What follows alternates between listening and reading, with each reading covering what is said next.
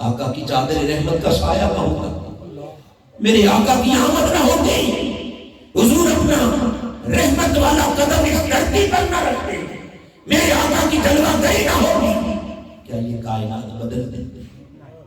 انسان کا بخت سنورتا، یہ نصیب جاگا، یہ انسان جو انسانیت کے لیے ننگے آر تھا، اسے دیکھ کر انسانیت شرماتی تھی، جو جانور سے بھی بدتر انسان، اس بدترین انسان کو اٹھا کر اسفل السافلین سے اعلیٰ علیین میں پہنچا کر اس بدترین کو رشک ملائک کس نے بنایا؟ ارے اس کو مسجود ملائک کس نے بنایا؟ اس کی قسمت پر اگر فرشتے بھی رشک کرتے تھے تو اس انسان کو یہ کردار اور یہ اعزاز کس نے عطا کیا؟ رب کائنات نے فرمایا وَاذْكُرُوا نِعْمَتَ اللَّهِ، لوگو آؤ اپنے خدا کی اس نعمت کا ذکر کرو جس نے سنگ دلوں کو نرم دل بنا دیا۔ یہ دلوں میں خوف کہاں سے آیا؟ خشیت کہاں سے آئی؟ یہ وجود کیوں لرزتے ہیں، کیوں کانپتے ہیں؟ کبھی یہ پتھر سے سخت وجود تھے، یہ وہی ہے جو کبھی حالی نے جس کا نقشہ کھینچتے ہوئے کہا نا، کبھی پانی پینے پلانے پہ جھگڑا اور کبھی گھوڑا آگے دوڑانے پہ جھگڑا۔ ارے جو جانوروں کو پانی پلانے پر لڑتے تھے، مرتے تھے، گردنیں کاٹتے، خون کی ندیاں بہاتے، جن کی نسلیں تباہ ہو جاتی، یہ وہی انسان جو جانور کو پانی پلانے پر لڑنے والا، آج یہ انسان ہونے عالی کے راز مالک کیسے بن گیا کہ خود مر رہا ہے، جان لبوں پر ہے اور پیاس سے زبان باہر نکلی ہوئی ہے، مگر پانی کا پیالہ اپنے لبوں سے اٹھا کر دوسرے کے منہ کو لگا رہا ہے اور کہہ رہا ہے مجھے مرنا قبول ہے، اپنے بھائی کا پیاس سے تڑپنا برداشت نہیں ہو سکتا، جان دے رہا ہے مگر دوسرے کی تکلیف برداشت نہیں کر رہا۔ یہ انسانیت کہاں سے آئی؟ یہ درد کہاں سے جاگا؟ یہ احساس کس نے پیدا کیا؟ اور قربان جائیں دوسرا جب اپنے لبوں سے لگاتا ہے اسے اگلا دکھائی دیتا ہے، وہ کہتا ہے مجھے مرنا قبول ہے، مگر اس کا تڑپنا نہیں دیکھ سکتا، وہ آگے چلا دیتا ہے، ہر کوئی موت کو گلے لگا لیتا ہے مگر اپنے بھائی کی تکلیف برداشت نہیں کر پاتا۔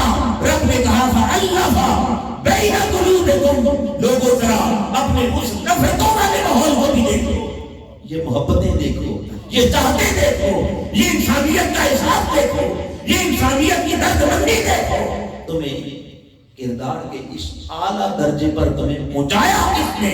بس اس نعمت کی اگر تمہیں پہچان ہو جائے تو فرمایا وَاذْكُرُوا نِعْمَتَ اللَّهِ، کچھ تمہیں یاد رہے نہ رہے مگر میری اس نعمت کا ذکر ضرور کرنا، میری اس نعمت کا ذکر ضرور کرتے رہنا جس کے دم قدم سے کائنات انسانی میں انقلاب آ گیا، وجود کائنات کا رنگ بدل گیا اور صدیوں کی نفرتیں محبتوں میں الفتوں میں بدل گئی، جس نے آ کر بھائی چارے کا درس دیا، جس نے دلوں میں ایسی محبتوں کے پھول کھلائے کہ جو نفرتوں کے بیکر تھے، جو ایک دوسرے کی جان کے دشمن تھے، وہ گلے مل کر کیا بنے؟ بھائی بھائی۔ یہ اخوت کہاں سے ملی؟ یہ بھائی چارہ بولیے کس نے عطا کیا؟ ایک ہوں مسلم حرم کی پاسبانی کے لیے، نیل کے ساحل سے لے کے تابہا کے کاشغر، لوگوں تمہیں یہ ایک دوسرے کی درد مندی، یہ احساس، یہ محبت، یہ چاہت اور انسانیت کو یہ مقام کس نے عطا کیا؟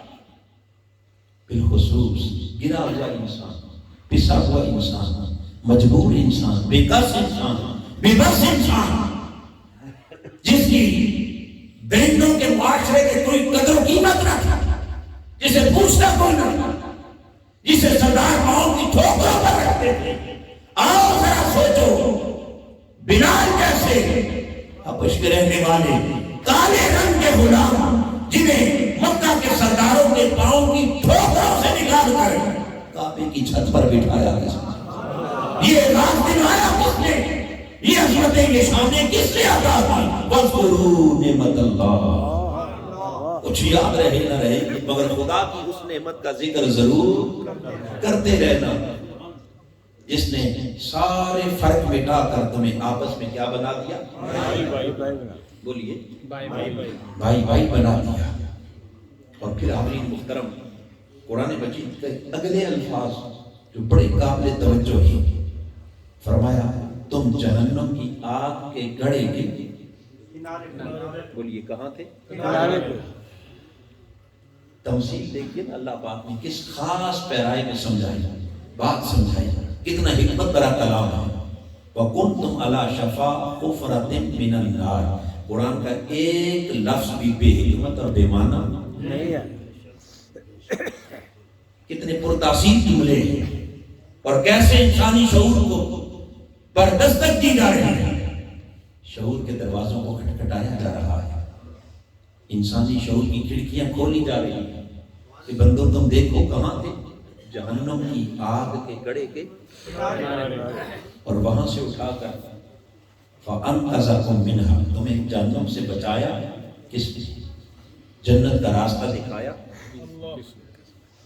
اور خالی راستہ نہیں، صرف راستہ دکھانا اور ہے، ارے تمہیں وہاں سے جنت تک پہنچانے کا سفر، تمہیں جنت کا وارث اور مالک کس نے بنایا؟ اللہ کی وہ عظیم نعمت کہ جس نے خالی راستہ نہیں، وہیں بیٹھے بیٹھے جنت کی ملکیت بھی عطا کر، جنت کی ملکیت بھی عطا کر، جنت کی وراثت بھی کی جنت۔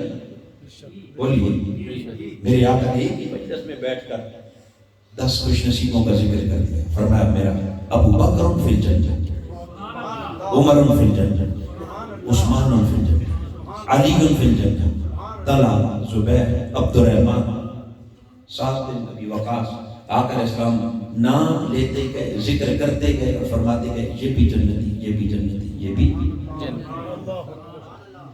جنت کی صنعت دی جنت، سب کو جنتی جنتی بنا دیا۔ اب حاضرین محترم پتہ یہ چلا کہ صرف جنت کا راستہ دکھانا اور شے ہے، اور پکڑ کے جنت میں لے جانا یہ اللہ کی وہ عظیم نعمت جس نے تمہیں یہیں اس دنیا میں جنت کی سند جاری کر دی، سرٹیفکیٹ بانٹ دیے، جنت جہاں بیٹھ کے علاج کر دی، یہ بھی جنتی، یہ بھی جنت۔ اور پھر لطف کی بات یہ ہے کہ خالی جنت کی وراثت نہیں بانٹی، خالی وراثت مولی بات صرف ملکیت تک نہ رہنے دی، بلکہ قربان جائیں اس بہتر رحمت پر کسی کو سامنے بٹھایا، کسی کو یوں سامنے بٹھایا اور بٹھا کر کہا یہ بھی جنت، یہ بھی جنت، یہ بھی جنت۔ کسی کو بٹھا کر جنت دی اور کسی کو گود میں اٹھایا، کسی کو کسی کو سینے سے لگایا، کسی کو کندھوں پہ اٹھایا، کسی کو سینے پہ سلایا، اور پھر کہا الحسن والحسین سیدہ شباب اہل الجنہ، ہم نے خالی جنت کی ملکیت نہیں، اس دنیا میں رہ کر میرے مصطفیٰ نے جنت کی سرداریاں بھی بانٹ دی۔ نعرہ تکبیر، نعرہ رسالت، یا رسول اللہ، حیدری، یا علی، حسینیہ، زندہ باد، سرکار کی آمد۔ حضور نے کیا خالی ملکیت نہیں بلکہ جنت کی سرداری بھی تقسیم کر دی، فرمایا الحسن والحسین سیدہ شباب اہل الجنہ، میرا حسن اور میرا حسین یہ دونوں جنتی جوانوں کے، اور یہ کیا ہے؟ جنتی جوانوں کے سردار، اور ساتھ کہا فاطمہ سیدہ نساء اہل الجنہ، میری فاطمہ سب جنتی عورتوں کی سردار، جہاں ایک طرف میرے آقا ان کی سرداری کا اعلان کر رہے ہیں، اس اعلان کے پردے میں میرے آقا اپنی امت کو ایک خاص تعلیم دے رہے ہیں، ایک خاص میسج، ایک خاص پیغام دیا جا رہا ہے، اور وہ پیغام کیا؟